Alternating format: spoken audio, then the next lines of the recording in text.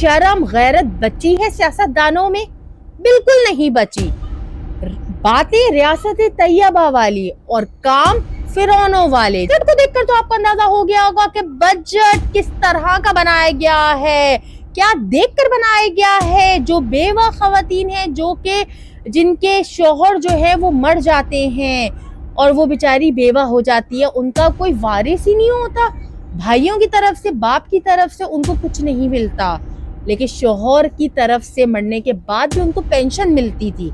लेकिन ये फिरौनों ने उन पेंशन को भी ख़त्म कर दिया 10 साल में।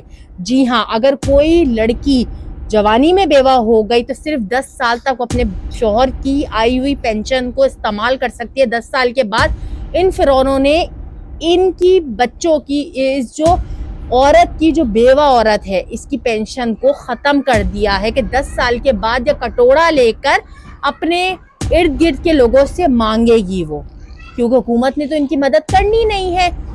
ये सारा टैक्स का जो पैसा है, ये जब हमारे ऊपर ही नहीं लगेगा तो इस बजट को बनाने का क्या फायदा। अभी आगे तो सुने इन फिरौनों ने करा क्या है। इन फिरौनों ने बजट बनाते हुए ये बात नहीं सोची कि कितने लोगों का नुकसान होगा। इन्होंने कुछ लोगों की तनख्वाहों में इतना ज्यादा इजाफा कर दिया कि लाखों रुपए बढ़ा दिया, और कुछ की तनख्वाहों में कमी कर दी है। एजुकेशन में खर्चा नहीं किया, हेल्थ में खर्चा नहीं किया, क्योंकि ये हेल्थ और एजुकेशन को तो कुछ समझते ही नहीं। जब जाहिल हुक्मरान आपके ऊपर मुसल्लत कर दिए जाते हैं तो उनको इस चीज़ की समझ नहीं होती कि हम जो है वो क्या करने वाले हैं। पिछला साल तकरीबन 4% महंगाई हुई थी, जो कि 100 रुपए की चीज़ थी वो 140 रुपए में पहुंच गई थी। और इस साल डबल महंगाई इन फिरौनों ने कर दी है। यानी इन्होंने महंगाई कम करने के बजाय महंगाई को बढ़ा दिया है। जी हाँ, हमारे ही टैक्स के पैसों पे पलने वाले, हमारे ही टैक्स के पैसों पे बजट बनाने वाले आज हमें ही बोल रहे हैं कि महंगाई तो बढ़ेगी। महंगाई 140 रुपए की चीज 150 रुपए की इन फिरौनों ने कर दी है।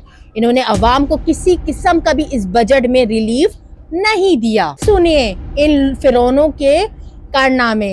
एक बंदे की तनख्वाह जो है वो अगर 25 से 30 हजार रुपए है, और इन्होंने 1 लीटर का पेट्रोल 100 रुपए का कर दिया है। जी हाँ, यानी अब वो बेचारा रोज के रोज 100 रुपए का अपने पेट्रोल खर्च करके अपने काम पे पहुंचेगा तो वो घर कैसे चलाएगा। इन फिरौनों ने उनको भी नहीं छोड़ा। यानी पेट्रोलियम की जो चीज़ें हैं, गाड़ी, मोटरसाइकिल वगैरह, उन सब पे भी इजाफा कर दिया है। यानी इसमें भी किसी किस्म का भी अवाम को रिलीफ नहीं मिला। घर बैठे ऑनलाइन शॉपिंग करने वाले और जो कि बेचारे अपनी चीज़ें बेचते हैं ऑनलाइन, उन दोनों को नुकसान है, क्योंकि गवर्नमेंट अब उसमें भी टैक्स लेगी। जी हाँ, इन फिरौनों ने ऑनलाइन शॉपिंग करने वालों की भी दुकान को ख़त्म कर दिया है कि अब आपको उसमें भी टैक्स देना पड़ेगा। जीद आप आगे बात सुनिए। क्या ऐसा लगता है कि हर कोई कार्ड यूज़ करता है? हमारे पाकिस्तान में बेचारे लोगों के पास घर चलाने के लिए, 2 रोटी खाने के लिए पैसे नहीं है। अब अगर आप कैश से पेमेंट करोगे तो आपको 2 रुपये महंगा पेट्रोल मिलेगा, और अगर आप कार्ड से करोगे तो आपको सस्ता मिलेगा। तो यानी अब जो बेचारा भिखारी है या फिर वो बेचारा जो 10,000 रुपये कमाता है, अब उसको भी कार्ड बनवाना पड़ेगा इस 2 रुपये बचाने के चक्कर में। ये है इनकी एक और फिरौनियत। या बासानी कह सकते हैं कि जो इलिट क्लास हैं, जो कि अपर मिडिल क्लास हैं, जिनके पास कार्ड्स होते हैं, वो ही इस सर्विस का फ़ायदा उठा सकेंगे। बाकी जो हमारी लोअर मिडिल क्लास और लोअर क्लास है, उनको तो इन्होंने वैसे ही दफन कर दिया है इन फिरौनों ने बजट बनाकर। पूरे साल किसानों को बेवकूफ़ बनाकर उनसे दुगना काम लेते हैं और उनको बोलते हैं कि हम आपको किसान कार्ड देंगे, हम आपको ये रिलीफ देंगे, लेकिन उनसे मेहनतें करवा कर उनसे चीज़ें लेते हैं और यहाँ पर पूरे पाकिस्तान भर में एक्सपोर्ट करते हैं। अब आप मुझे एक बात बताएं कि ना किसानों को रिलीफ ना आवाम को रिलीफ। यहाँ पर आकर जो डीलर्स हैं वो दुगनी कीमत में सब्जियां और फल को फरोख्त करते हैं।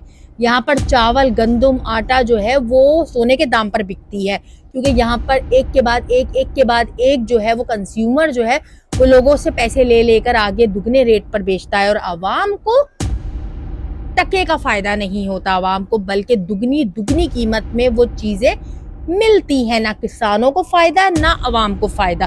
फायदा किसको? फायदा है हुकूमत को।